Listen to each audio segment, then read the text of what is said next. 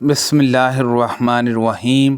میں نے حضرت ابو سعید خدری رضی اللہ عنہ سے سنا، آپ نبی کریم صلی اللہ علیہ وسلم کے ساتھ 12 جہادوں میں شریک رہے تھے۔ انہوں نے کہا کہ میں نے نبی کریم صلی اللہ علیہ وسلم سے 4 باتیں سنی ہیں جو مجھے بہت ہی پسند آئیں۔ آپ نے فرمایا تھا کہ کوئی عورت 2 دن یا اس سے زیادہ کے اندازے کا سفر اس وقت تک نہ کرے جب تک اس کے ساتھ اس کا شوہر یا کوئی اور محرم نہ ہو، اور عید الفطر اور عید الاضحیٰ کے دنوں میں روزہ رکھنا جائز نہیں ہے، اور صبح کی نماز کے بعد سورج نکلنے تک اور عصر کی نماز کے بعد سورج ڈوبنے تک کوئی نماز جائز نہیں۔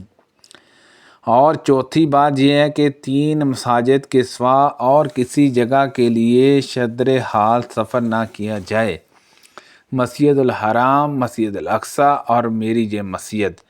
مجھے میرے باپ عروہ نے خبر دی کہ عائشہ رضی اللہ عنہا ایام منع، ایام تشریقہ کے روزے رکھتی تھی، اور شام کے باپ عروہ بھی ان دنوں میں روزہ رکھتے تھے۔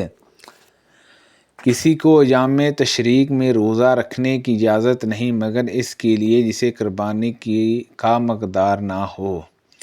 کسی کو ایام تشریق میں روزہ رکھنے کی اجازت نہیں مگر اس کے لیے جسے قربانی کا مقدار نہ ہو۔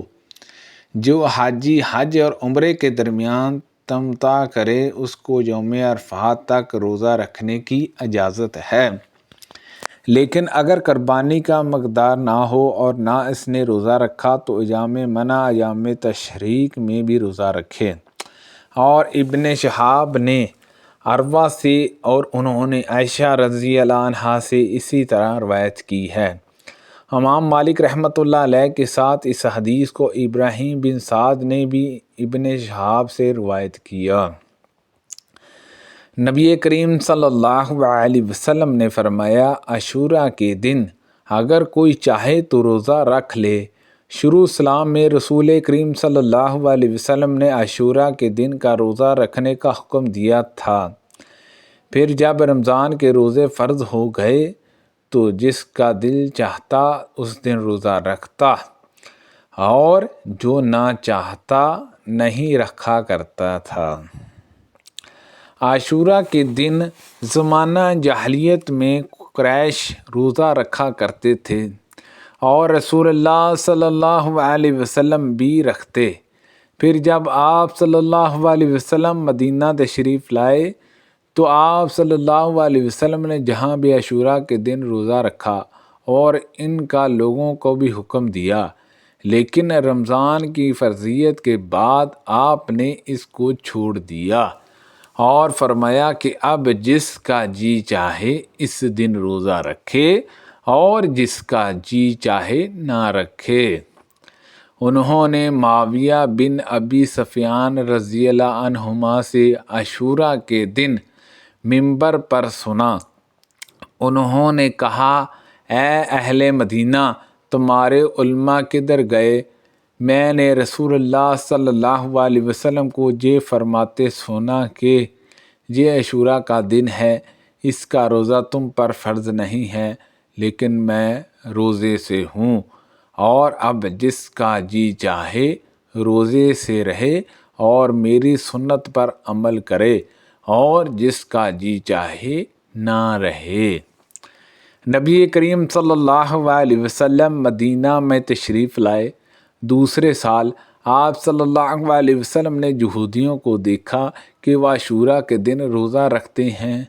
آپ صلی اللہ علیہ وسلم نے ان سے اس کا سبب معلوم فرمایا تو انہوں نے بتلایا کہ یہ ایک اچھا دن ہے، اسی دن اللہ تعالیٰ نے بنی اسرائیل کو ان کے دشمن فرعون سے نجات دلائی تھی، اس لیے موسیٰ علیہ السلام نے اس دن کا روزہ رکھا تھا۔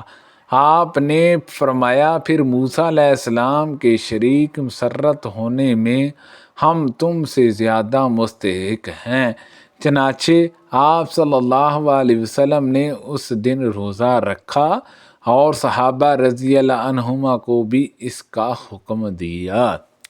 عاشوراء کے دن کو یہودی عید کا دن سمجھتے تھے، اس لیے رسول اللہ صلی اللہ علیہ وسلم نے فرمایا کہ تم بھی اس دن روزہ رکھا کرو۔ میں نے نبی کریم صلی اللہ علیہ وسلم کو سوا عاشوراء کے دن اور اس رمضان کے مہینے اور کسی دن کو دوسرے دنوں سے افضل جان کر خاص طور پر قصد کر کے روزہ رکھتے نہیں دیکھا۔ نبی کریم صلی اللہ علیہ وسلم نے بنو اسلم کے ایک شخص کو لوگوں میں اس بات کے اعلان کا حکم دیا تھا کہ جو کھا چکا ہوں وہ دن کے باقی حصے میں بھی کھانے پینے سے رکے رہیں، اور جس نے نہ کھایا ہو اسے روزہ رکھ لینا چاہیے کیونکہ یہ عاشوراء کا دن ہے۔ سبحان اللہ عز و جل۔ اللہ پاک سے دعا ہے کہ اللہ پاک ان حدیثوں پر عمل کرنے کی توفیق عطا فرمائے۔ اللہ پاک ہم سب کو صحت و تندرستی عطا فرمائے، آمین، بجاہ النبی الامین صلی اللہ علیہ وسلم۔